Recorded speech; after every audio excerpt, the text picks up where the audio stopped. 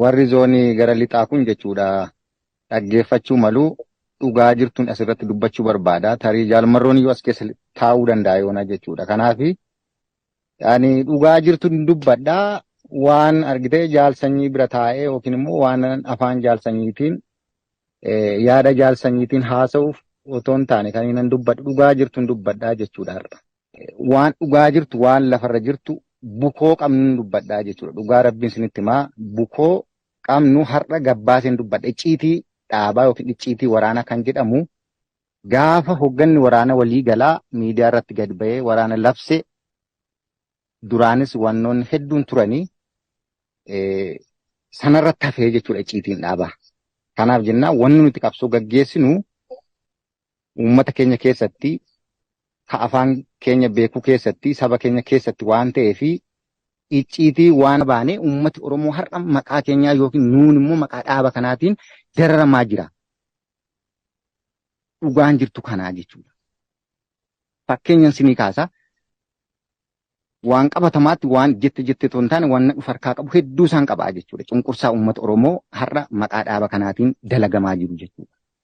Keessattuu birgeedota gidduutti kunnoo naannoo lafa jibaatti ilaaluu dandeessu. Lafti jibaatti har'a uummati jibaatti maal keessa kan jiru hedduusaa uummata keessaa gabbuutanii hanga nam tokkotti bilbilaan qunnamaa ooltantu jiraachuu mala odeessanii qabaattu jedheen itti amanaa jechuudha. Naannoo jibaatti irra kaasee Wallagga Bahaa jala qabatee naannoo Baakkoo jala qabatee Horroo Guduruu keessa qabatee dhufee hanga dhufee giddugaleessa Shawwaa Dindabarat jala naannessee uummati Oromoo maal keessa akka inni jiru uummati Oromoo ufiisaaf ragaadha jechuudha. Kanaaf uummati Oromoo har'a nuun dararamaa jira. Uummati Oromoo har'a nuun adabamaa jira. Nuun qeesarra buqqaafamaa jira.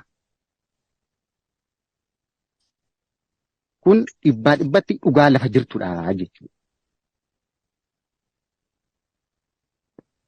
Oromoon saamamaa qabeenyi isaa bittinnaahaa jira. Oromoon gara magaalaatti gara diinaatti buqqaa jira.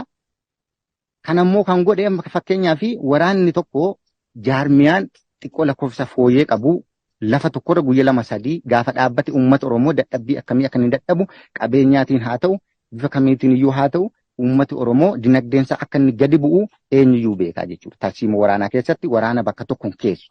Amma garuu birgeedii meeqatu giddugaleessa naannoo Gindabaratii kaasee obii jala naannessee ilfata jala naannessee dabarsee hanga kunnoo laga mugar maal kan jedhamutti gara kafuula kaabaa sanatti uummati maal keessa kan inni jiru kan qotate boqqolloon sa'aatii kana ga'ee boqqolloo sa'aatii kana achuma irratti otoo uummati Oromoo mana isaatti ol hin galfatiin iyyuu lafuma sanarratti iyyuu dhumee jechuudha. Uummati Oromoo gara fuulduraatti maal nyaata maal nyaachisa daa'ima isaa.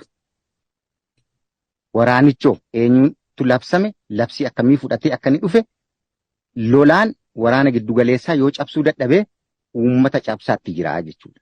Uummati guutummaa guutuutti qe'eessaarraa waan nyaatu hin qabu waan ta'eef ni buqqa'a jechuudha. Sanuu nyaachuutiin iyyuu uummata Oromoo dadhabsiisuu qofa otoo hin taane uummati Oromoo cunqursaa hedduu keessa jira jechuudha. Itti yaadameetu itti yaadamee bobbaa qabna jedhameetu uummati hiriira nutti ba'aa jira waan qabatamaadha. Gindabarata har'a maarra jira yoo jenne hundi keessan beektu sooshaal miidiyaatiin jechuudha. Jalduun maarra jira, salaaleen maarra jira. Hundi keenya sooshaal miidiyaa hordofaa jirra jechuudha. Sadarkaa uummati hiriira nutti ba'utti jira. Uummati guutummaan afaanii baasee sodaa waan meeshaa baannuuf haa qabaatu malee uummati guutummaa guututti waraana bilisummaa Oromoo ijaan arguuyyuu dhiiseera jechuudha.